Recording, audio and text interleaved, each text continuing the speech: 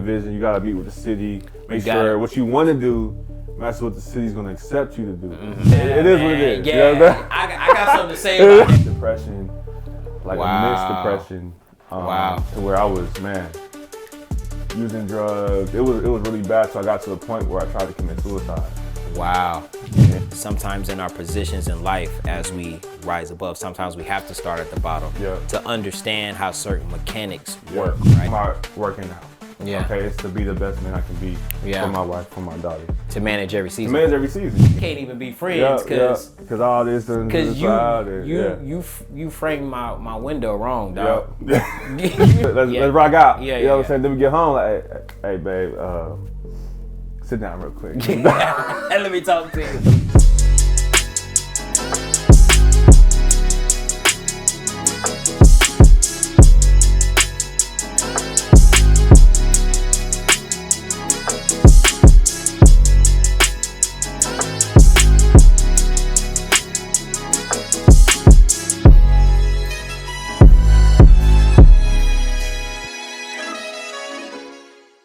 Welcome back to Living Inside the Triad. Today I have a special guest with me. When I say special, I mean really special, man. I've known this guy for some years now. What I really enjoy about this guy himself is what he's doing, where he's going, but most important, the reason why he's doing what he's doing. I would like to introduce MK Legacy himself, Martin Jones. What's going on, brother? It's a pleasure, brother. Yes, man. Yes, sir. Yes, sir. Glad to be here, man. So, man, I really enjoy what you guys are doing on social media itself, but you know, I really enjoy the journey, but a lot of people that may not know who you are. Where are you from?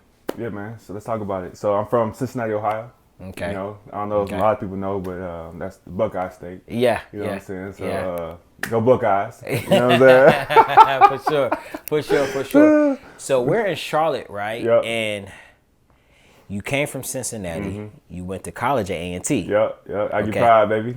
And you was on a full-ride scholarship basketball? No, so that's a whole nother story about that. Right. I can break that down, you know what I'm saying? So literally, when I went to A&T, before I got to A&T, literally, I came on, the basketball team only had 8 scholarships. Okay. But they had 15 people on the team. Wow. So I'm like, and the math not math and what's going on. Yes. So they was on pretty much a probation period where they can only give out limited scholarships. Yes. So the coach was honest. He was like, look, let me tell you something. You going to play here, but we don't have a scholarship for you. Yeah. So that happens. It's up to you. Yeah. You know what I'm saying? And then long story short, end up joining the team, end up starting the second half of my freshman season. Correct. The story goes on from there. Yeah. So, just a little snippet. Yeah. I had to walk on my freshman year for track, so you have a different grind. Yeah. When you have to work for the intensity prize. is crazy. You know what I mean? Yeah. So you go to A&T. You graduate A&T. Yep. With your degree in construction management. Yep. So from construction management to now building communities. I mean, wonderful, great looking communities. Appreciate that. Yeah. How do we get there? Yeah, I mean, I'll rewind a little bit. So when I talk about like basketball, the principles that it taught me, as far as like structure, showing up on time, 4:30 a.m. workout, discipline. Come on, let's talk about it. Yeah. So I feel like that. Let's start with that, the foundation right there. Okay. And then me studying construction management, that was just a propeller to where I didn't even know where I was going with that. So I graduated in 2019. My first job was in Tampa, Florida, working at the office building, right? Yeah. I tell this story all the time. So we have our first OAC meeting, that's owner, architect, contractor meeting. So we have those once a week, right? So the owner pulls up in the blue Ferrari, you know, in Tampa. And I'm like, everybody, you know, kind of scared to talk to him, whatever. I'm like, what's up, man? What's going on? You know what I'm saying? So I go up and talk to him. I'm like, man, so I just want to ask you, like, how did you get, like, I know you're the owner, but how did you get there? Like, what are you doing, you know? And I think when I had that conversation with him, it exposed me to real estate development. Okay. Because I only got exposed to just construction. Right. You know, when you're the general contractor, you're just building. Yeah. You know, you're not you don't raise the money. Right. You don't do all the other things. The laboring aspect of it. Yeah. You just build it. Right. So when I met the developer and seen his Ferrari, he was like, yeah, I'm going to this meeting, then I'm going to the golf course. Okay. I was like, in my mind, I'm like, well, I got 6 more hours of work. And this man about to go to the golf course. So it's something that I'm not doing right.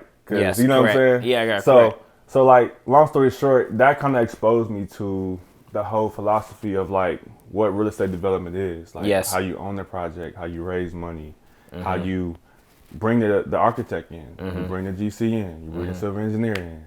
But all these different aspects, and that really, from there on, man, I was just a sponge. Yes. I was learning. You know, I was just YouTube University, books, all that for probably about 2 years before I really dove into real estate development. Right. But I was really mastering construction. Because I knew if I could I graduated in that, if I could master that, cool, I got that. Now let's try to master this development piece. Right. And bring those together. Right. I'm going to tell you something. What you said was just key foundation, right? You seen the guy in the blue Ferrari, right? Was telling you what he was doing, how he was going to do it. But most importantly, you was there for the construction meeting. And I think sometimes in our positions in life, as we rise above, sometimes we have to start at the bottom to understand how certain mechanics work, right? And as you was in Tampa, you were doing the construction, right?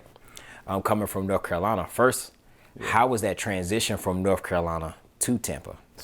Because it's a mindset shift. We're slow in North Carolina compared to Florida. Yeah. I mean, it was major because, I mean, first off, when I got there, you see palm trees, you see water. Right. You immediately just wanted to like, you know, kind of comfortable, chill, just graduated, right, got a good paying job. Okay, cool, we cool. Right. Why we need anything else? So immediately I had to shift that. So what I did with that was I started doing 2-a-days, 7 days a week. To kind of put me into an uncomfortable position. Because what I realized is once for all those who went to college, some have the experience, some don't. But if you end up getting a job, you end up getting a little like comfortable. You get comfortable. Yeah, cool. For sure. Like, we're making this a month, we're doing this. Right. I got my degree. What else do I need? So I would just encourage anybody else to just create different manufacture challenge in your life. And I think when I moved to Tampa, I had to do that. Yeah. And I think that mentally did something to me to say, okay, the opportunity is going to look different. It's not going to be a comfort. It's going to be a challenge. And I think that transition, I would say, let alone just the water, the palm trees. Yeah, the motivation but just the curating the challenge of it. Yeah. And that really helped me in a major way not get complacent and living 5 minutes from the beach. Yeah. Not getting complacent and staying in 75-degree weather. Yeah. You just shorts, t-shirt every day. Yeah. You know, but like, hey, let's create some challenge in here. Let's figure out what you made of to propel to the next level. Right. You know. So our challenges, you said it a few times, right? Yeah. And being uncomfortable. What are some of the uncomfortable positions you had to face? What are some of the uncomfortable positions you had to face while working as a laborer in the construction industry? Man, so my first project was an office building. Okay. And literally, I got no instruction on how to do my job. Okay. Wow. So no training? No training. It was like, hey man, I know you just graduated. I was staying at the not the Motel 6, but it's like a hotel motel type of situation. Yeah, for sure. For like a month, right? So they put me into this job, and my title was an office engineer. But essentially, I was like kind of half labor, half office. Yeah. So they literally gave me a laptop, gave me a phone. They was like, look, this is what I need you to do. I'm showing up to these meetings where these dudes are like 40, 50 years old. Right. Some got grandkids. Some just fresh out. I'm like, yeah, I need you to do all the closeout information for the project. Yeah. This is a 200,000 square foot building. Yeah. And I'm just like, well, how do you do it? Do that, yeah. I don't understand the job. What do you do? You know what I'm saying? You gave me all these tools, but I don't know how to use them. I don't know how to do it. Right. So literally, I'm just piecing everything together. Right. And then they moved me to the Hyatt Hotel downtown Tampa. Okay. 17-story building. Wow. Same position. Yeah. Now they're like, it's a 17-person team. Now they're like 17-person team. It's crazy. 17-story, 17-person team. Wow. So literally, my responsibility, I get there, I'm literally like, here, they gave me a shovel. Okay. They give me a shovel and they're like, hey, this is our head laborer. You're going to help clean the job site today. That's going to be your job. Okay. I'm like, I just graduated from A&T. I got a degree. I'm about to do this. I ain't cleaning nothing. You know what I'm saying? What we talking about? Right, you know? right. And then literally I'm there for like a week straight, I'm shoveling dirt, cleaning up, got the trash, dumping it in there. Then I'm going back in the office, and I'm literally like having these high level meetings and meeting people. So it's like a best of both worlds where I was able to figure out like the grit, the grime of construction. At the same time, I'm meeting owners of the project, I'm meeting architects. And I think just that point there, it's important not to get stuck in the season that you're in. Oh, that's good. But realize the vision that really, God has for you, and realize, all right, I'm in this season, but it's not my destination. You know what I'm saying? So I think like that season, it motivated me so much because I'm like, that's good. This is the soil I need. For sure. To produce the fruit I need. For sure. You know what I'm saying? Sure. So I think like to bring it back home, I would say like that season in Tampa really propelled me to what I'm doing now. Because I remember like, mind you, 17-story building, and I'm picking up trash on every floor. I'm scrubbing the concrete. I'm doing these things, but I'm able to talk to laborers. All right, man, how you do that floor right there? Yeah. I'm talking to the drywall guy, man. Break that down. How you the mud, the tape? How you do all that? Right. So I'm able to like do that now, but I'm able to understand like what those guys are going through. Yeah. But also talk the talk of whoever I need to talk to. Yeah. So really, it propelled me. Dang. Yeah, in a major way. That's awesome. So we're on construction sites. We're learning the labor aspect of it, right? You're cleaning trash, and then you're having these high level meetings. Yeah. And now fast forward, now you're the actual developer itself. Yep. So do you reflect on that 17,000 square foot building? Well, 17 floor building? Do you reflect on that a lot? All the time. As far as your foundation into doing what you're doing now as a developer, because you're dealing commercial there. Yeah, commercial. Transition. We're now in residential. Residential. So what's that mindset shift in between the two? Yeah. I would say honestly, I would encourage anybody to start into commercial with construction. I feel like this: commercial construction is like corporate America. Residential construction is like entrepreneurship world. And let me break that down, what I mean by that. Commercial construction, there's a lot more regulations. Yes. A lot more, like you got, they break it down into divisions of construction. You got different division 1 to 33 of like different material. Residential, hey, dudes on the roof, no hard hat. He up there, my man, just knocking it out in 3 hours. You know, but commercial, hey, here's the regulations, follow it, hard hat. So this is how you come into the job site. Right. It's a presentation to it. Right. So I would say commercial taught me, my 4 or 5 years in that world taught me so much on just the professionalism of how to carry a job site, how to run a job site, how to conduct yourself in meetings. To come to residential, I remember our first project, I'm doing all this stuff for our first project, schedule, the whole 9. And then I presented in front of the team, they're like, we don't need all that. Yeah. You know what I'm saying? But what it taught me was, I'm like, keep that same value because now you're a step above everybody else. Yeah. You know what I'm saying? So now every project we're doing, we have all the templates the commercial people are doing. You know what I'm saying? So I would just say anybody that's thinking about construction, learn the big general contractors in commercial, learn their procedures from the business side. Yeah. And then carry that to residential. You carry that, you're gonna kill the game. Yeah. In residential. Yeah. There's a lot of people that's unprofessional. Oh, bro, come on now. Yeah. That's a whole nother story. That's a whole nother story. You know what I mean? That's a fact. That's a fact. Now, let me ask you this. You being in construction, right? And now being over into the development side of it, what is your why? Like, what drove that bridge to now connect? Yeah. I would say, and I'll even kind of like rewind it a little bit. So I played 3 years of basketball at A&T, right? My 3rd year, going into my 4th year, literally I was I was practicing, and we were probably like 3-4 weeks before the season started. Okay.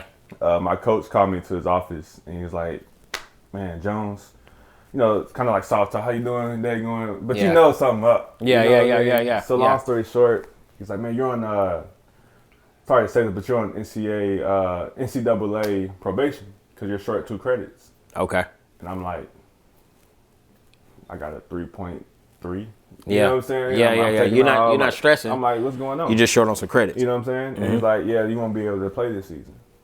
I'm like, we like 3-4 weeks out. Come on, man. I'm like, I just got done running sprints. Yeah, you know what I'm saying? Like, you didn't want to tell me that before I was running these, you know? Yeah. So that put me into a deep depression, like a mixed depression.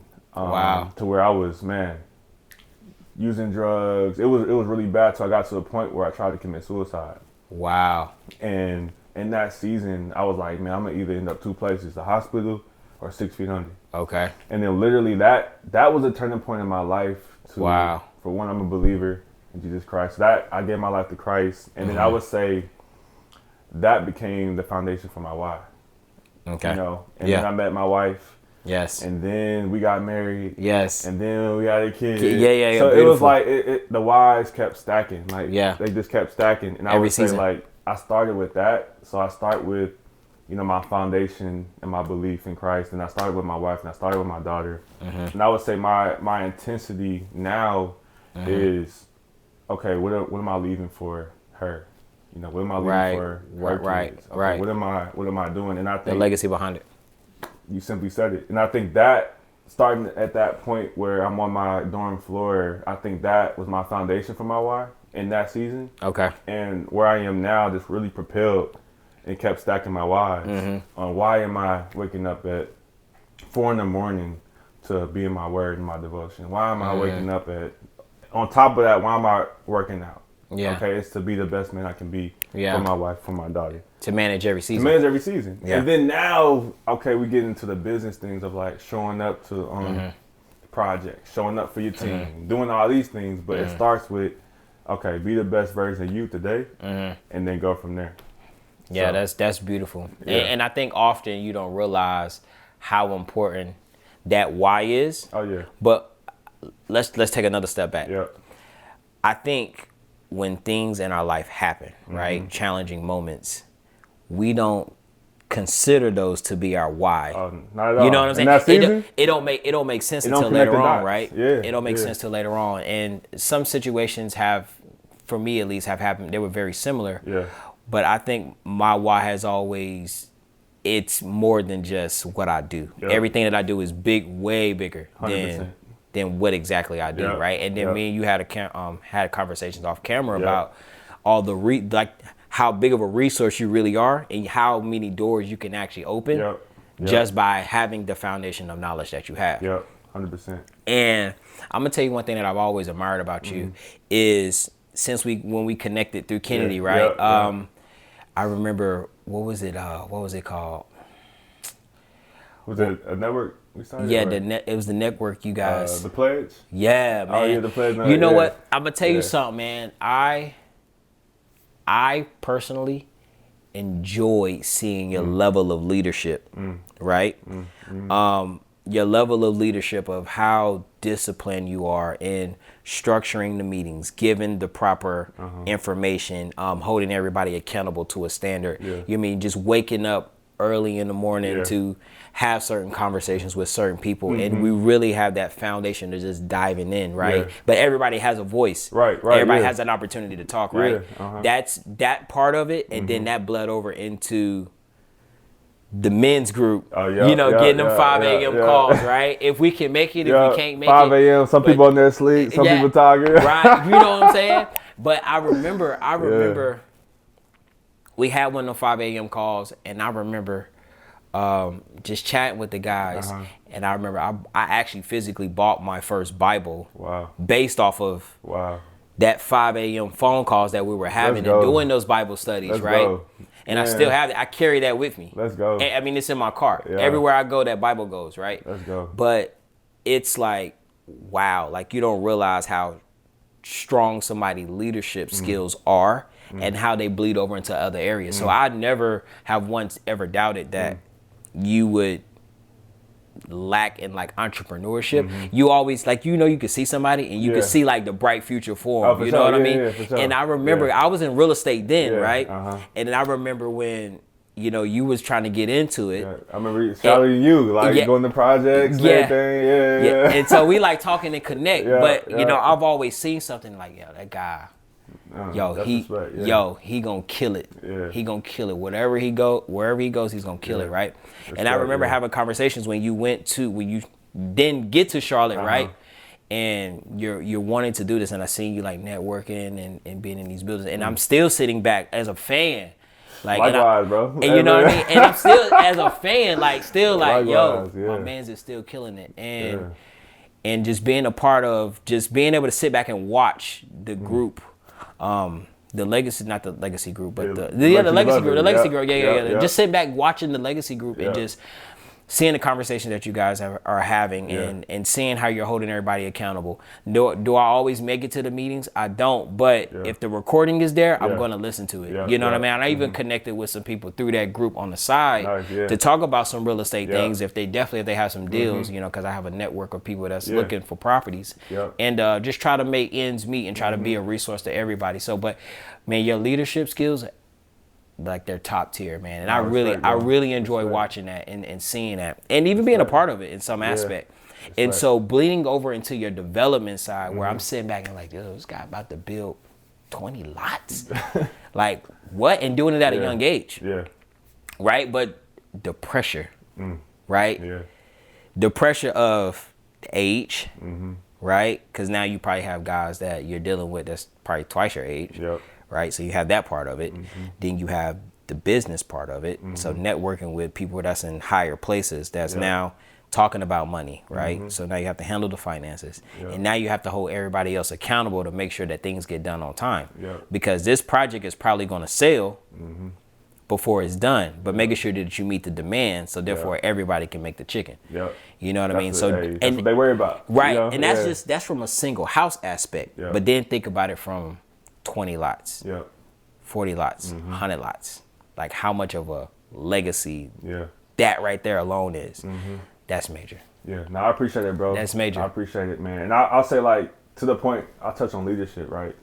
So when we talk about leadership, I think it first starts with looking yourself in the mirror and asking yourself, like, how bad do you really want it? For sure. Know? And start with that. You know, and then I think, like, once you start with that, well, I'll just say for me, once I started with that, then I'm like, okay, whatever I do, it has to be do or die. It has to be. You know what I'm saying? And I think, like, I'm not looking to my left or to my right saying, like, man, is this person going to do it? Is that person going to do it? But I think once you start with the foundation of your why, and then you look yourself in the mirror and say, okay, how bad do you really want this thing of real estate development? Like, are you willing to die for this thing? And that's how deeply I think about it. It's like, if you're not all in, what are we doing?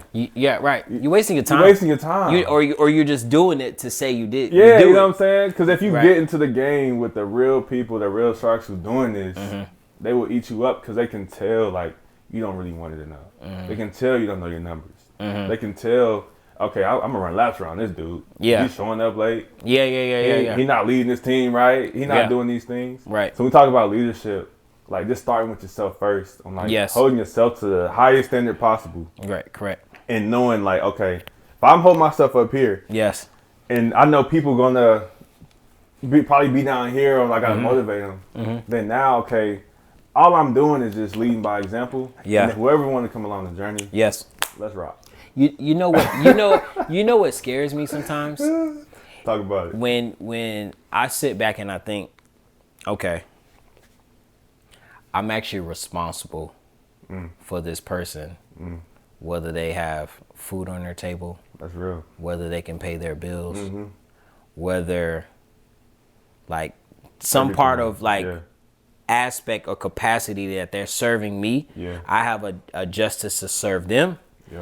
And I have to, like, that's kind of scares me sometimes. Like, people really depend on I'm you. right there with you, bro. You know what I'm saying? At a young age, too. Like, it's not like we're, 60 about to retire. No. It's like, it's like we... Far from it. We, like, really in the precursor of what we're doing. Like, we haven't even reached the climax of our careers. So it's... I'm right there with you. That's scary, right? But what that does is that actually propels me to either take on more responsibility or hold myself very accountable in other areas. Like, even within your own household. You know what I mean? That's the first accountability. You know, honestly, what happens at home bleeds over into your career, unfortunately. But when you try to pull from your career and pull it over into your household, it's two different atmospheres. So you can't be the same guy in your I want career. to shout out the wives, man. Shout out to the wives. Yo, they hold it down. Man, what? I mean, from maybe waking kids up, doing hair. I'm gonna tell you the truth. Doing hair Man, stuff. look, I'm just learning that. I'm embracing it. But I'll be lying to say if it ain't the one thing I want to pass off right now. Yeah, you know what I'm saying? For sure.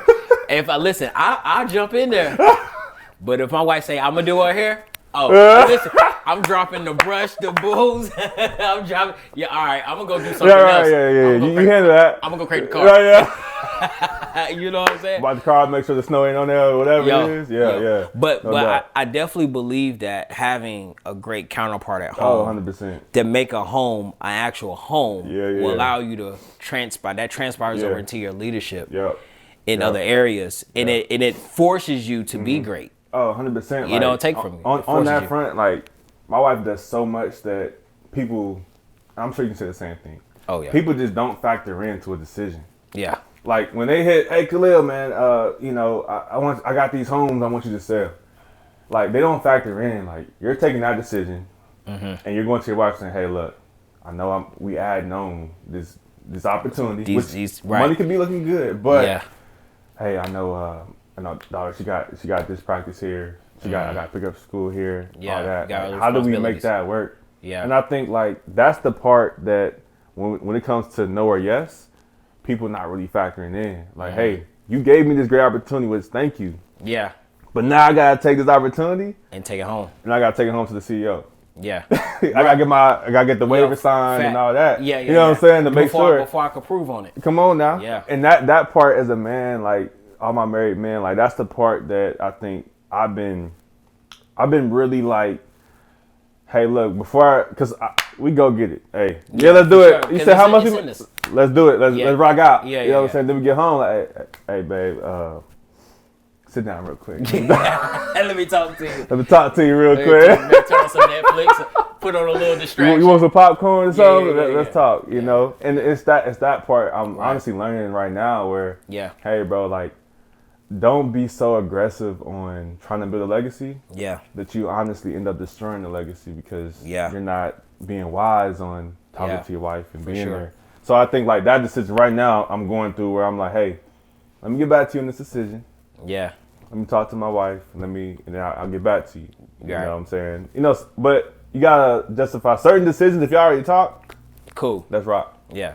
When we doing it with time? I'll send the contract now. Yeah. What does it look like? Yeah. Let's do it. Yeah. But in that part, I think it's not really talked about, the decisions that have to be made. Yes. Because when you say yes, another 45-pound weight. Boom. Dog. You say yes again, another 200-pound weight. Let's go. And you going to sleep with these decisions. Yeah. Now, wifey sleeping peacefully. I go to bed, I'm like, all right, I got this, I got that. And then you just up, and I'm like, okay. All that stuff, when you say yes, it's not factored into when you think about the weight that you carry when you go to sleep, you wake up, all these things. Yeah. So now I'm like, okay, what is the weight of my yes? Yeah. If I say yes to this, what's the weight? Yeah. No. How does it affect the daughter, the wife? How does it affect the peace in the home? Okay, you paying this, but that ain't bringing peace. Nah. I like to make sleep at night decisions. Yeah. You know what I'm saying? Yeah.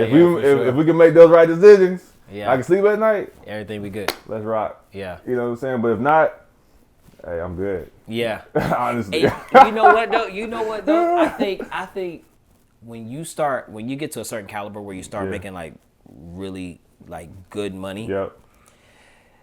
I think the pressure of holding on to that good money and meeting the expectations, like, some stuff, like, starts to, like, slip through the cracks and kind of just fade itself out because your level of responsibilities increase and everything else around you just kind of fades itself away. And I think that's really good that you guys have a foundation of communication here, because I'm gonna tell you now, like, still to this day, like, every level or every season you encounter, it's gonna take another communication to go along with it. A whole nother level. And it's no longer about, like, what you doing. Now it's like, okay, how you feeling? Facts. Yeah. You feel me? Cause, like, I'm wore out, I'm tired, but yet I'm starving you from X, Y, Z, X, Y, Z, right? And don't get me wrong. Man, talk about it, bro. Like, talk about it. Don't get me wrong. Like, careers play an effect into a household, and 100%. the household plays effect into a 100%. career. And it affects you, right? Yeah. But you have to, I think anybody, before you even get into any type of level of entrepreneurship or any type of 1099 opportunities, you have to have a certain conversation at home because you no longer guarantee insurance, you're no longer guaranteed talk about that part. You feel me? Like the insurance part. Like all of that stuff is scary. Yeah, you know bro. what I mean? Like, that stuff is scary, and when you have to go out here and go and get it, yo, like you eat what you kill. Come on, man. And like, if you ain't killing nothing, you ain't eating. You ain't eating, and you just gonna be pulling from another side, just draining yourself. You know what I mean? Just trying to survive and stay up. So it's a different mentality when it carries into that. And 100%. And I don't want to ask you this. What's the structure of your team? When you're about to go into just a residential property alone as a developer, what is the structure of your team? What do you look for? What key attributes are you looking to serve you? Because everybody's not gonna have the same mindset you have. For sure. Yeah. 100%. So how do you structure that? Yeah. I would say, man, honestly, I'm a little different when it comes to that, because I start with me, but not only that, I like to put people into uncomfortable positions before I add them to the team. How is that? So, couple of ways. So, if we talking about just framing, windows, stuff like that, what I'll do is it's a language barrier for some of these guys. Yeah, for sure. So, first, all right, go to the project site, get references, stuff like that. But outside of that, what I'll do is I'll talk to them and I'll say, hey, I'm gonna give you this opportunity, but man, it's a whole thing. So, all right, what I'll do, let's just say a new framer, right? Okay. A new framer, come on site, came from a reference, see his work, stuff like that. What I'll do is I'll actually give him not the whole pie, but a slice of the pie. Okay. And then I'll see how they do that work. And then I'll say, hey, there's some 2x4s that got left out. What do you think we should do? Okay. And honestly, if he's like, oh, that's on me, you got to figure it out, stuff like that, and it's not a collaborative effort, then honestly, he's not my type of guy. You know what I'm saying? And I only say that because when it comes to construction specifically, I like to work with people that are problem solvers and don't just rely on me to solve the problem.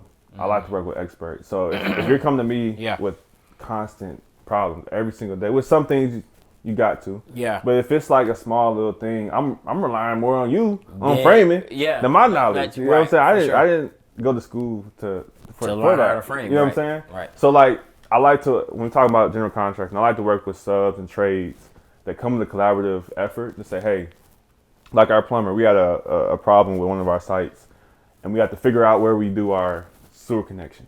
Right. I think I seen a video on this. Yeah, so I did the video on that one. Yep. So me and him on site, he's like, hey, call me Martin. Hey, Martin. Yeah. I'm Martin Jones to them. You know what I'm saying? Yeah. But my name is Martin Jones, but I'm Martin Jones to them, right? Yeah. So we lay out the plan. She's like, hey, Martin, I think you should come from here because it's going to cost this much. It's going to do this time frame on the back end. It's going to be easier for the owner of the house. Yeah. He said, okay, that's option one. Option two, now if you come from here, it's going to cost this. It's going to be this delay, all that. So now I'm like, cool. You came with solutions. Yeah. Now it's up to me to figure out which one is the best option. Best option, right. You know what I'm saying? So that type of effort, having those people on my team. It's key. Bro. All day, every day. Like, and I'm quick. I'm like, if you don't come with a solution, nice to meet you, brother. Yeah. Not the right time. Yeah. You know what I'm saying? Yeah. I'm going to tell you this, because me and my wife actually just recently had a conversation with this and about this. And we were talking about how, like, team members, right? Yeah. So, like, using people to create a team and build a safe space for them to be able to work, right? Keyword on safe space. Yeah. And in my mind, I mean, well, let's just say us as men, right? Sometimes when you're busy and you're working, all you can think about is solving that problem, right? And sometimes that's going to involve you actually solving, like physically solving the problem, right? And so inviting somebody into that position to be able to do that and having to do it and train them. And then trust them to and then trust do it. To further along the way, right? It's that's scary, right? That's scary and I think pressures. Oh yeah. You know 100%. What I mean? Pressures from knowing actually how to do certain stuff is scary because now I got to hand off this little baby and expect for you to be able to take care of it effectively. And keep the standard too. Yeah. Because the standard up here, you can't come in down here. Right now. You know what I'm saying? I just need that $1,200. That's all I need, dog. You feel me? And that's real though. But that's how it is. So being able to like take somebody's expertise and use it to your best advantage without having to rely on them is key. 100%. But also training somebody up to that standard could be even better. So, and to that point, when you train somebody, I think it's important to know their lifestyle too. Oh, yeah. Because I think it's one level, okay, you're great, amazing in business. Yeah. Killing it. Yeah. But if you keep eating like that, you're not going to be around for too long. No. You know what I'm saying? If you don't take care of yourself. Hey, just walk. Let's do 10 minutes of walking. Let's just do that. Let's take a break. Come on. You know what I'm saying? But I think like now, I didn't incorporate this really like this year. And I'm like, yo, it got to be a holistic approach to the team. Yeah. It gotta be. We ain't gotta go out every day and be friends. But okay, you're great at business. Right. But it has to be an aspect of health and wealth to this thing too. Yeah. So okay, trades, that's one thing. Yeah. But now we talk about like, project management or site superintendent, like stuff like that. Right. I'm like, all right, bro, like you work out? Yeah. Okay. All right. What type of food you eating? Stuff like that. People may call it crazy, but like I'm looking at it because I'm like, if you eating trash, your endurance not gonna be long throughout the day. Nah. You know what I'm saying? If you're not moving and you want to be on sites, okay, I can't really. You may get hurt on the site just by pulling something because you ain't stretched in 5 years. Yeah. You know what I'm saying? Like stuff like that. I'm adding in now. Yeah. To factor in like, okay, you're great in this area, but this gonna kill that area. If you don't get it right, you know what I'm saying? Sure. So on the like I could say project kind of team, I'm looking deeper because I'm not just building like, hey bro, you can manage projects? Yeah. Welcome to the team, bro. You know what I'm saying? Nah, we're not doing that. No. You know what I'm saying? We add people on the holistic realm of like, hey, like you ain't gotta have everything together, but if you're like willing, hey man, I'm gonna be real, man. My lifestyle, I'm trying to get it in order, but I'm willing to learn, willing to do these things. Right. Let's rock. I'll take that all day. Yeah, no, for sure. I'm gonna tell you something. I've always thought this, right? In my position, at least. Yeah. I'm in a position where I'm responsible for helping people accomplish the American dream, right? Like think about it, like buy a house, right? That's real, yeah. Like, and so you approach me with fear. I'm responsible for taking that fear, turning it into a business plan and a manageable plan, taking this plan over to other resources to help you accomplish this goal. Yep. No matter however long that transaction costs, right? I mean, however long that takes, right? Yep. And it's really fulfilling for me to see somebody cross that bridge, whether we're selling or buying. Right, yeah. Right? Yeah. And that's important. But your position is so important as well because now you're taking God's green earth, the soil. Natural earth. Right? Yeah. Whether we're going to use sewer, whether you have septic, whether you have city water, whether you have county, like whatever it is, you're responsible for building a house that's not going to fly away. Come on now. That's not going to float. When, you know what I'm saying? when the floods come, right? Yeah, yeah. And so like it's amazing how what you do doesn't go. Well, it may go unrecognized, but the level of positions you have and you hold, how important it is to have everybody. It's important for me to have the buyer. Right? And it's important for me to connect with the other seller to, negotiate the deal that's going to work for my buyer. So that way they're not paying X amount of dollars. But most importantly, if there's other factors in the house that we have to get taken care of, it's also important for me to be able to provide some of the resources so therefore they can have that solid security in the decision they're making. You know what I'm saying? Most importantly, whoever built the house we gotta trust that this house is gonna stand up, firm. Yeah, right? Yeah. Because you had to build it, and somebody had to buy it from you, right? And that person that bought it from you has to sell it to us. You know what I mean? It's a whole system, the process of trust. Right, and I need the buyer and I need the house. You know what I'm saying? And so, like, everything you do and how important it is, even trusting the team. You know what I'm saying? Like, it's immense. And I'll touch on that too. Like, man, I think, so I've studied how the Chinese do business. Okay. And they take their time with business because they said they're not building for today. They always build for the next 100 years. Okay. So the people they do business with, they're like going to dinner with them. You know, they're inviting them over to the crib. They're doing all this stuff. And they approach business in a way that's different from how we approach it. Oh, for sure. You selling this? Cool, bro. Send me the 10K. Yeah. Go ahead, cool. Have a good life. Right. You know, but I've like been studying how they do business, and I'm like, man, like they got a lot of like peace in their life because they got today set up, but they planning for like so many years beyond them when they not even gonna see it. To where it's like a way of life that's like, it brings joy, it brings peace, it brings the things money can't buy. Yeah. So I know because we live in a capitalistic society, you can't bring everything. But I think like now what I'm doing is like, I made the decision, like as far as from like a core inner circle, like team perspective. Yeah. Let's see if we can do life with these people. Yeah. You know what I'm saying? Like, I think like okay, like, all right, don't do business with family, all that stuff. You know, you gotta know your people. Yeah, for sure. Put it like that. You gotta study them. You gotta know. Yeah. You know what I'm saying? But like now, in the past like 3 years, we've been able to like do great business with people we go on trips with, because I think, I'll put it like this. I told this to my wife. I said, it's two ways I'm looking at it, right? So you have friendships, the start as friendships.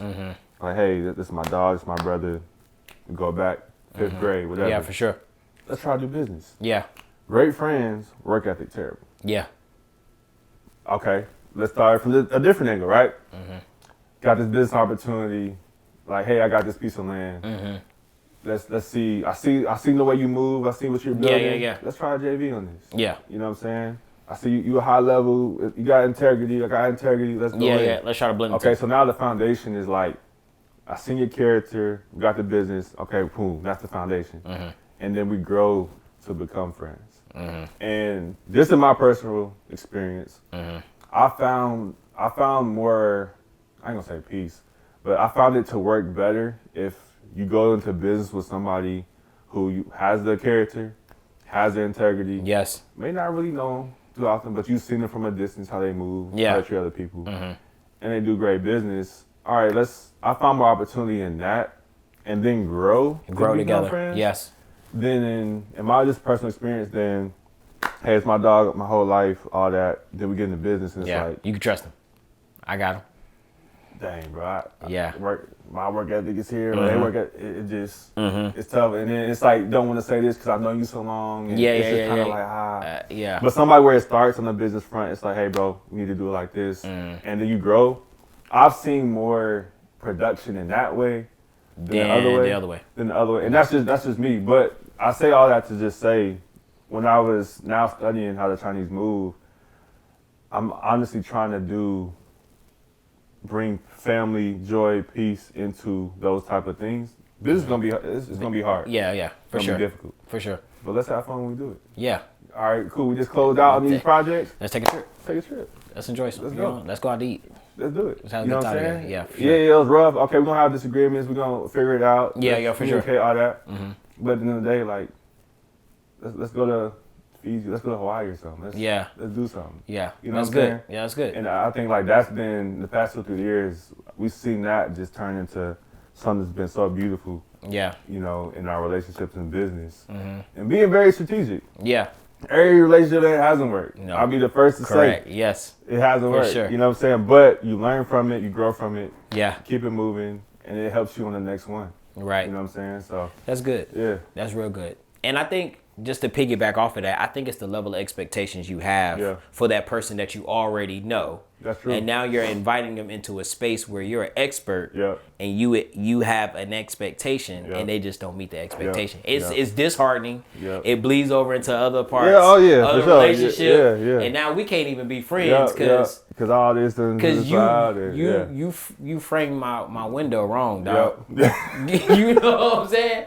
Yo, you know what I mean? Come on, bro. And, I thought you could do that. You right. know what I'm saying? And that actually goes into my next question for you. What are some of the challenges that you can expect being a developer on a on a residential side?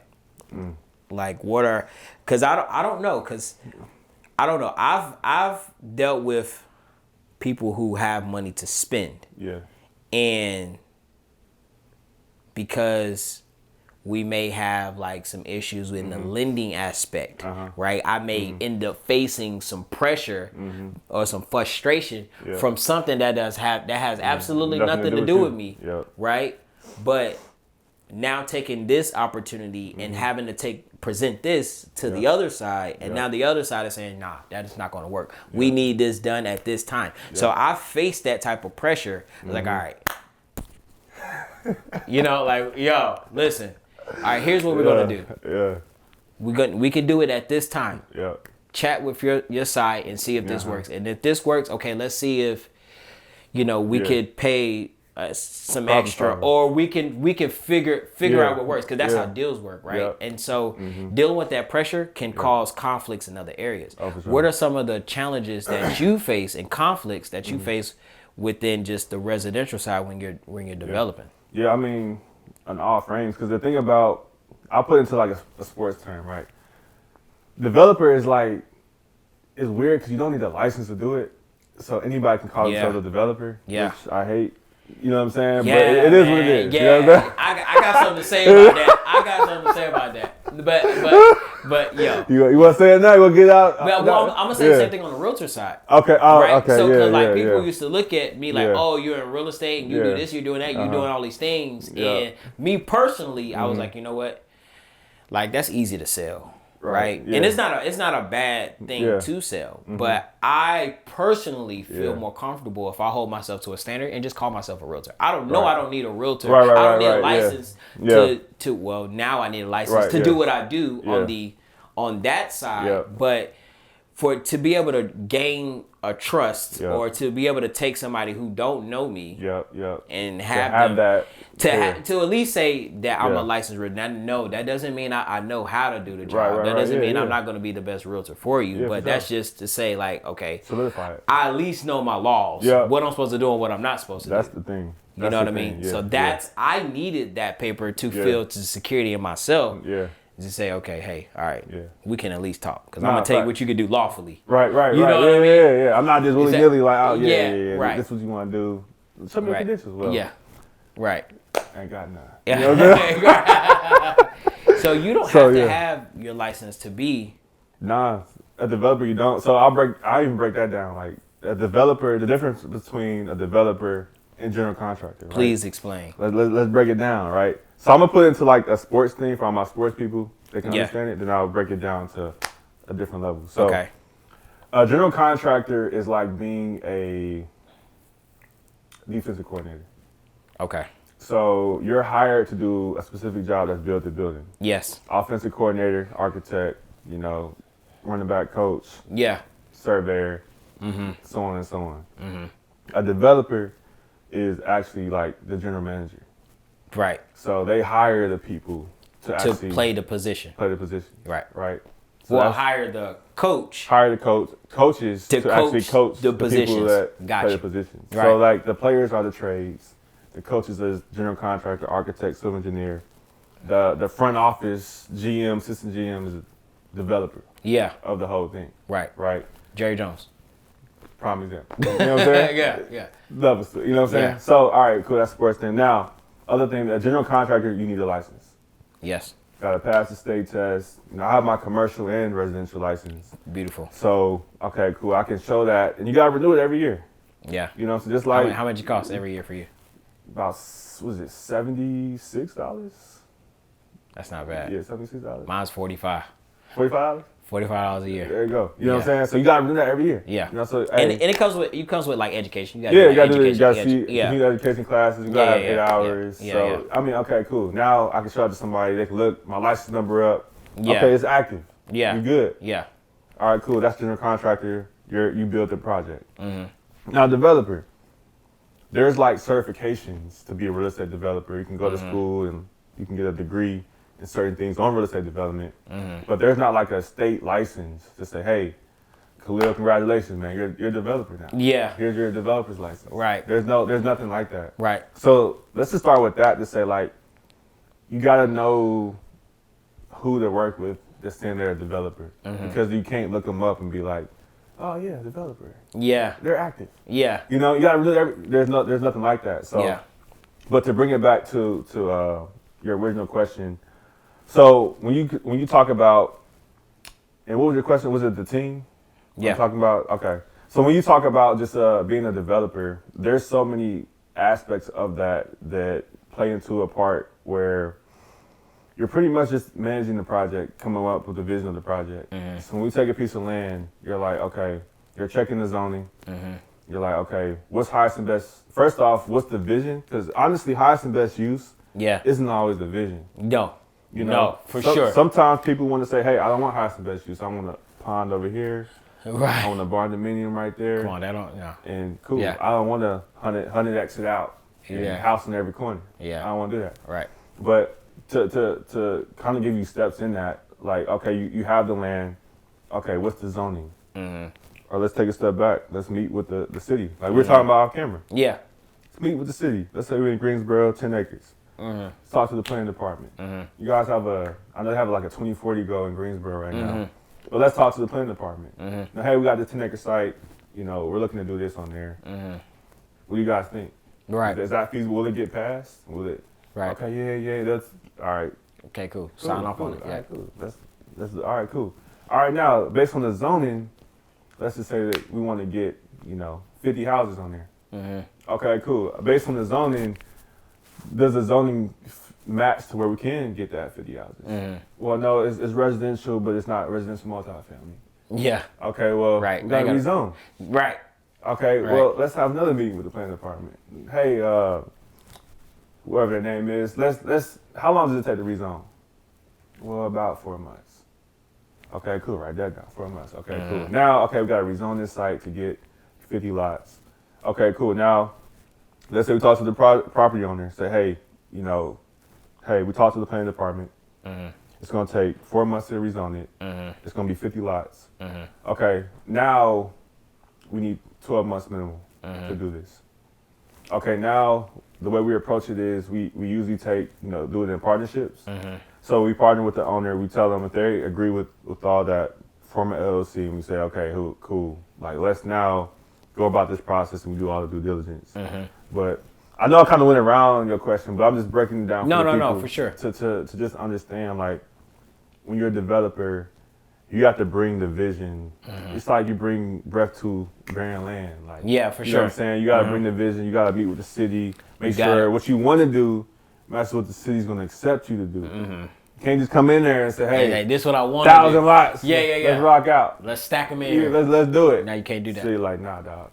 Like you said earlier, sometimes we have a vision of this is what we want to do, how we want to do it. Yeah. But does what we do, does that fit the infrastructure of what can be handled here? Yep. Right? 100%. And so let me ask you this. Do you think, first of all, would you enjoy more? Because you're both. Yeah. Do you enjoy development more than general contracting? Which one do you enjoy the most? Development, all out, every day, all day. Yeah. You know what I'm saying? Yeah. You know. Now let me ask you this. Yeah. Now, would you say development is more skill-based? Because that's what I hear. Because it takes more planning. It takes, 100%. Conversing with people, meeting the right lenders, meeting the right people from the city. You know what I'm saying? Meeting everybody and to have the right attention span. You know what I'm saying? To be able to have that skill to be able to negotiate what we're going to do, how we're going to do it, and then go back and tell the general contractor, hey, this is what needs to be done here. This is how we're going to plan to X, Y, Z, and X, Y, Z. Yeah, 100%. Because I even say this, like, there's people go to a general contractor as they know everything about, hey, how much money, all this. Yeah. A general contractor can't get started until the money is funded. Yes. So they're really waiting on you to fund the project. They're like, Right. hey, just let me know you got the money. Yeah. Well, how do I get the money? Right. You know It comes from somewhere. It comes somewhere. Right. I don't know.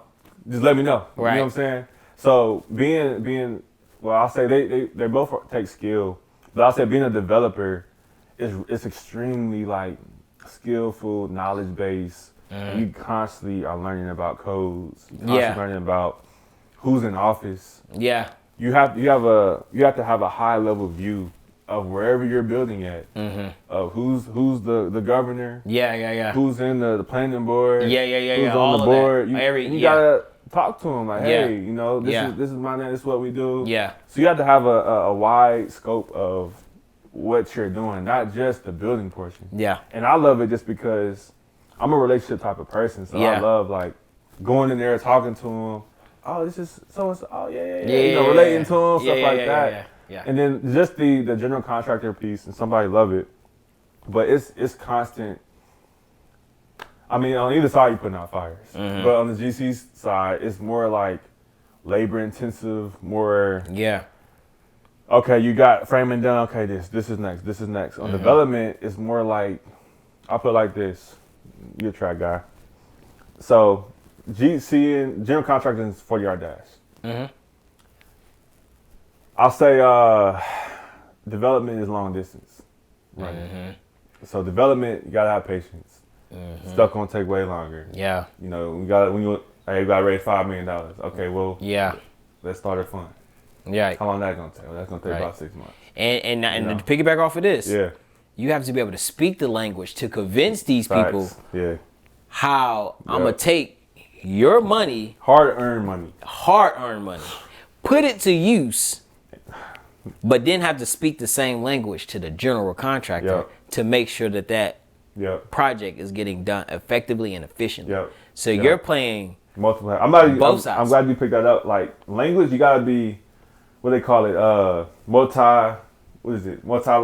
bilingual, not bilingual, but you gotta know multiple languages. Yeah. You know what I'm saying? Yeah. And being a developer, you gotta learn how to speak with the people, like you said, that you need the money from. You gotta learn how to speak. Okay, hey, this, you know, you frame this out wrong. Yeah. You gotta know that piece. Or you just trust the general contractor knows how to do it. There's many developers that, which isn't wrong, who don't understand construction. Yeah, for sure. But if you do understand it, you'll save a ton of money. Yeah, for sure. Because GC come back like, hey, yeah, I can build this for 300 square foot. Yeah. You not knowing, you can build that for 100. Yeah. He profiting 200 a square off of your building. Right. So it's like, if you don't know those type of things, it'll come back to bite you. No, for sure. Yeah, for sure. Because I'm glad you said it. It will come back and bite you. It'll come back to bite you. Because real quick. check this out. Imagine taking a buyer. Yeah. Right. They're telling you, oh yeah, I'm pre-approved for 300. Right. I got X amount of dollars. This is how I want to use it. And then I'm saying, okay, well, yeah, you have $300,000, but that doesn't necessarily mean you should use all 300. But okay, tell me, what does your mortgage payment look like at 300,000? Right. And so now I take you to these houses, and it's like, yeah, I don't want to go over $1,800 a month. Well, we don't need to be looking at this house, right? Yeah. And then I say, okay, well, have you talked to your lender about, you know, buying down interest rate points or any of those things? Like, have you considered the nicks and knacks? And it's like, I don't even know what you're talking about. They just gave me a pre-approval. And it's like, okay, well, now I don't really want to be all in your business. But I think here are some very important questions that you should ask your lender. Right? Ask the lender, give these answers to me. And so now this helps me out when we go look at this house that you don't want to pay for. Right? Now, in my mind, I already know what you don't want to do. But since you're in love with this house, let me figure out a way to work. Let me chat with them. Let me see if they can offer us some seller concessions. Right now, let me negotiate this thing. So now I can take whatever 5,000, 10,000, whatever we can get back from them. And then let's apply some of those concessions to some of the closing costs. And if there's some extra left over, or however we can do, however we can maneuver around it, let's try to apply those to some, you know what I'm saying, some other things. So you can move some money around. Like, you know what I mean? There's multiple ways to get things taken care of. So I like to know all of the details. So that helps me with learning, you know what I'm saying, or negotiating. So having to be able to speak that in multiple languages, you know what I mean? You got to. And I think it also goes to the fact that, like, when you understand, cause let's be real, man, this stuff is hard. Like, this stuff is like, this will keep you up at night. Dude, man, I'm telling. Listen. Let's talk about that. It'll keep you up at. Listen, it'll keep you up at night, and you'll wake up with it. Nah, facts. Right, it's still in your mind. Yo, I can't shake it, and I slept good. You know, I done hit the snooze button. Multiple times. I'm in the bathroom washing my face and be like, damn. Still gotta do this. Oh my gosh, I forgot that. Right. Oh my God. You know what I'm saying?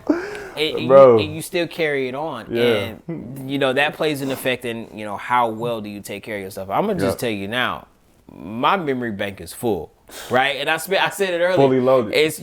Fully loaded. Yeah, managing properties, you know, helping people buy houses, helping people sell houses, and then helping people rent their house out and put a good tenant in it, and then doing the marketing aspect of it, right? Then you go to court, and then you doing all this. Then I gotta go to court. And then you come home, it's like, family, wife, kids. My wife says, I want to spend time. Yeah, I want to spend time too, but now I got one eye open, one eye closed, because I've been driving all day, on the phone all day. I got cotton mouth. You know, my kids is pulling on me. And, you know what I mean? So I think everything has something to play with everything. And I tell you this, what has really tremendously helped me is not just operating by my calendar, but at night, because believe it or not, we're human.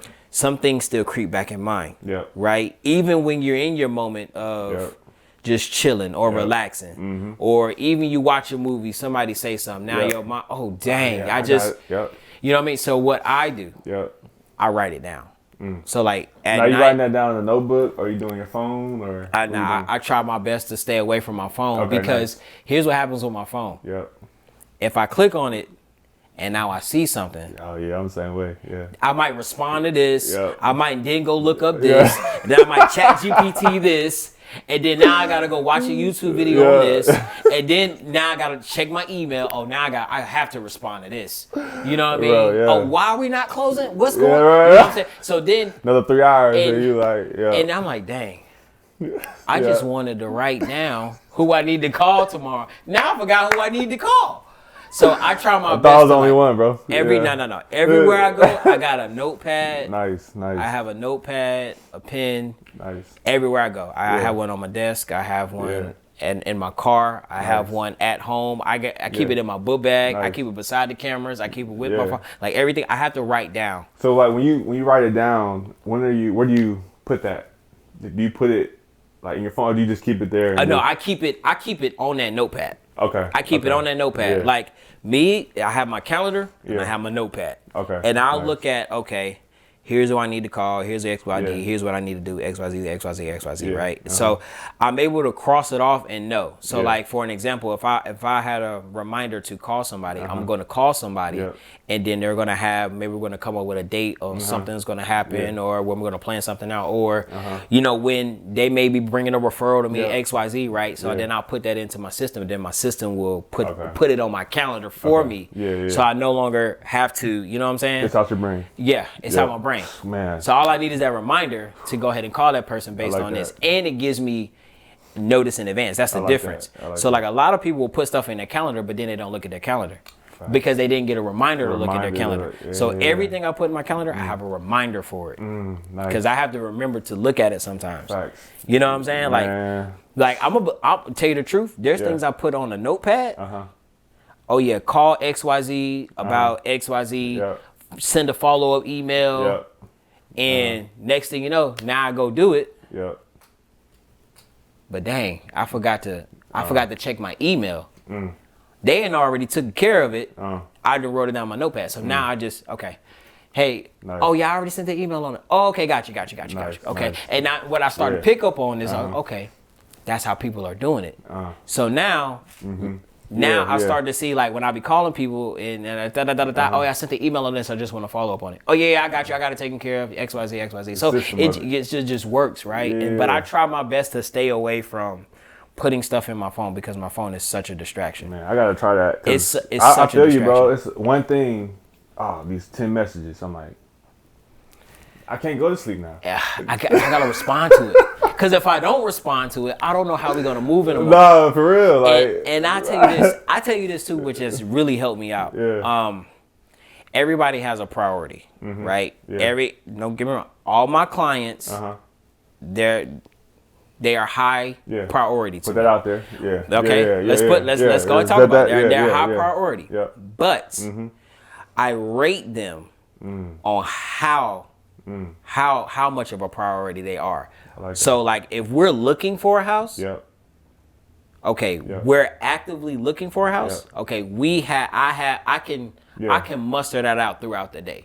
Right? But if we're actively in closing, like we're about to close on this project, you're more high priority than somebody that's looking for a house. Yeah, you're about to close. Because we're about to close. I want to make sure this is good. Now, when they get to a certain part of their closing, right? Because really, it just be the paperwork aspect of it. But when they get to a point in their closing, then now I can focus on the next.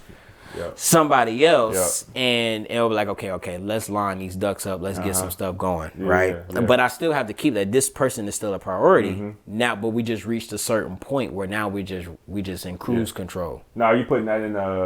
Is that on a notepad or that's the calendar? Or I'll put that in the calendar. Okay. And my system helps me like kind of manage that. Yeah, kind of manage that a little bit. Okay. But I've gotten. Man, I have notes everywhere. Like, I have it on my drawing board, like, who I need to talk to. I even have, like, videos I need to record, topics I need to talk about. Because y'all forget it, right? And so that's why I talk about, like, my team, when we sit down and we talk, like, okay, all right, I need to record XYZ, XYZ, XYZ, XYZ. I'm about to use that, bro. You know what I mean? At night, I'd be like, all right, let me write this in my note. But I'm like, once I see those emails and messages, another hour. Yeah. Then you get a DM. That'd be the worst. Then it's like, oh yeah, this opportunity. I'm like, yeah. I can't go to sleep now. Yeah. You know what I'm saying? Yeah. I gotta go and get it. But it be like I get a DM, and then you click on it, right? Yep. You click on the DM, you respond. Yep. Then you automatically hit the home page. Yep. And then now you're scrolling. Now you're scrolling. Like, dang, who was I supposed to call? You know what I'm saying? That'd be the worst. So now I just like, okay, you know what? Yeah. My team, listen. Mark, hey, you can respond to these people. I don't have to respond to everybody. Yeah. But let me know, you know what I'm saying? Let me know who responded to me. Yeah. You know what I mean? And I will tell you how to respond, but please respond because I know from my attention span, I'm going to just look at you know what I'm saying? I'm going to look at my DM and I'm going to start scrolling. Then I'm going to get. And you ain't got time for that because you got to.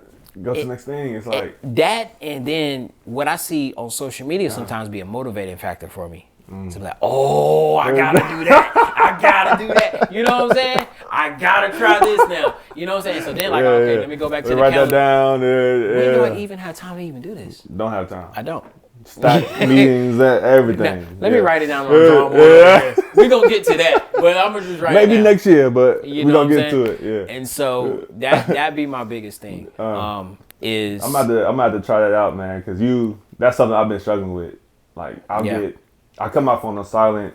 It's off there, but it's just the mind. It's like, if I forget something, I'm like, all right, let me cut it back on. I'm like, it's gone. Once I see those messages, emails, I forgot to send that quote. Yeah.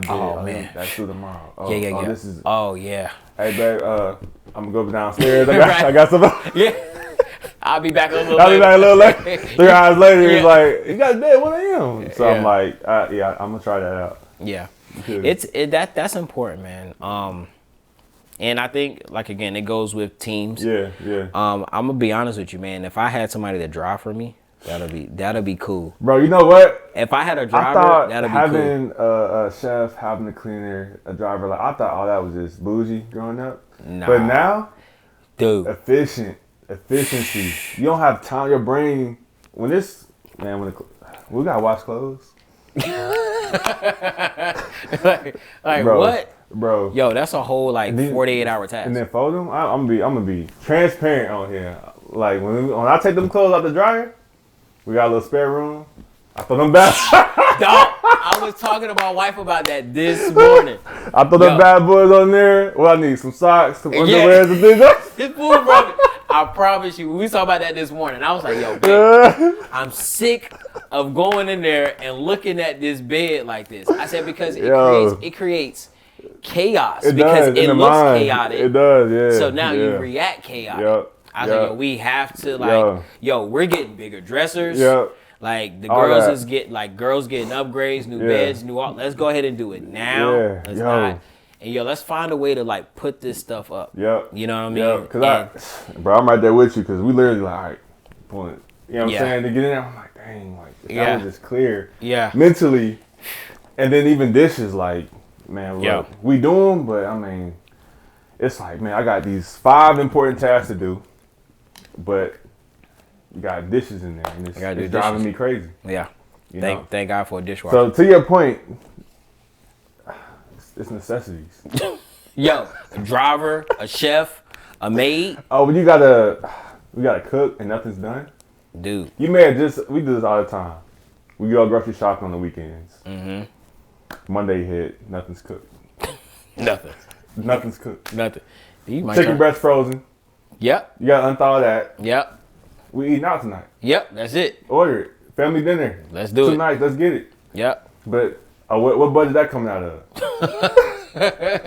Now we spending money. We spending money we didn't have. You didn't have to. We just paid $200 at the grocery store. Yeah. And now we about to pay $80 for a family dinner meal that's gonna last 2 nights. Right. What are we doing? Right. So now we're like, how much does a chef actually cost? Because I mean, how can we really do that? Okay, to have somebody clean the house, fold the laundry, how much that costs? Because at this point, we're like, let's factor it in from like project profit. We're just going, hey, here's this money right here. For this person and this person. Bro, because mentally, nah. Yeah. That's all I got. Nah. I tell you, man, if I could remember to take something out and put it in the sink so we can cook it when we come home would save me my gosh, a ton of really hard conversations. That's one of those. You know what I'm saying? If something frozen and you can't take it out, and it's 5 p.m. Oh, it's going down. Oh, it's going down. You gotta hear it. You gotta hear I text you and told you to take it. Yo, that right there. Got buried. That text got buried. Ooh. You gotta call me. Hey, look, my wife be like, you don't never respond to my text messages. Yeah. Just call me. I'm not looking at the phone. Just call me. Yeah. I love you, girl. I said I do. You know what I'm saying? 5 minutes. Okay, cool. But it's like, man, that's a whole nother topic. Yeah, we need it. We're going to put down the back burner for now. Yeah. We ain't come here to talk about that. Yeah. Well, I will say this, man. I really enjoy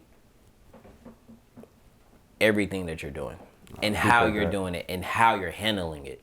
No matter what the outside, like, I'm not going to say no matter what happens on the inside, what the outside perceives itself is you have it under control. But most importantly, even what's happening on the inside, I know that I got somebody there that's going, we're facing the same things. For sure, 100%. But most importantly, we have great foundations that we come from, great foundations within our household, and we're able to be proficient in our work atmospheres. 100%. And I really enjoy just being a fan of your leadership and just how you're handling everything, and just even what you guys are doing, just the accountability calls. Like I gotta get on it. Like I gotta get on it. If like I'm telling you, man, like if my team meetings don't last that long, if I'm not on the phone or if I'm not in the mix dealing with the kids, like I have to get on it. I'm gonna make that a priority. I'm definitely gonna make that a priority, and I'm gonna jump on them things, man, and be an assistant to how I can, and most importantly, soak up some knowledge and some game, right? And just be in the rim of that, because it's great to be around like-minded people. But I'm a real big fan of what you're doing, man. I really am. No, I appreciate and that. I cannot wait till you expand into the Triad area, because I know that there's so much that we can do, and so many blessings that we can. Oh yeah, cultivate. You know what I mean? Like together. It's a matter of time. And like I have an infrastructure, you have an infrastructure, and let's partner together however we can. 100%. However we need to do it. Yeah. And you know what I'm saying? Just be able to bless the communities that way. Yeah, 100%, man. It's a matter of time. Like what I realized, like I don't push nothing. I let it happen organically. Yeah. You know what I'm saying? Like even us, like it's so funny because I've always valued, and I'll give you your flowers real quick too, because as soon as we met, I'm like, yo, this dude is a dog. You know what I'm saying? Like, like you don't meet too many men who are honoring their house, but at the same time they going out to get it. You know what I'm saying? Like, and when I met you, I was like, yo, this dude is, you know what I'm saying? Iron sharpening iron. I'm like, I can get with that. You know what I'm saying? For sure. So like, as I watch you grow and mature into and see what you're doing now, I'm like, yo, like, I'm over there like, keep going, because I mean, it's like, it's so dope to see, like, as you know, you're into one space of life, but to see somebody like constantly like hold up, like he doing what? You know what I'm saying? You rooting for him, so man, like what you're doing, this platform, man, just like the many hats you're wearing, like people don't even know about. I don't know if I can mention the property management side of how many doors you managing, and then just all these things. Man, you doing it. It's a lot. So shout out to you, man. Man, appreciate that. Real talk. Appreciate Real talk, that. man. Appreciate that. I value our relationship. For sure. Man, and I love it to see like your effort. You motivate me. For sure. Like, man, okay, keep that tempo. For sure. You know what I'm saying? Let's keep that. Let's go. Yeah. You know what I'm saying? So I honor that in you, dog. Yeah, Real man. talk. Yeah, man. Yeah. I appreciate that, man. No doubt. No doubt. Well, Living Inside the Triad, that concludes our interview. I just want to say thank you guys for being a part of this segment with us and just tuning in and listening. If you haven't hit that like and subscribe button, please make sure you do so. Until then, peace.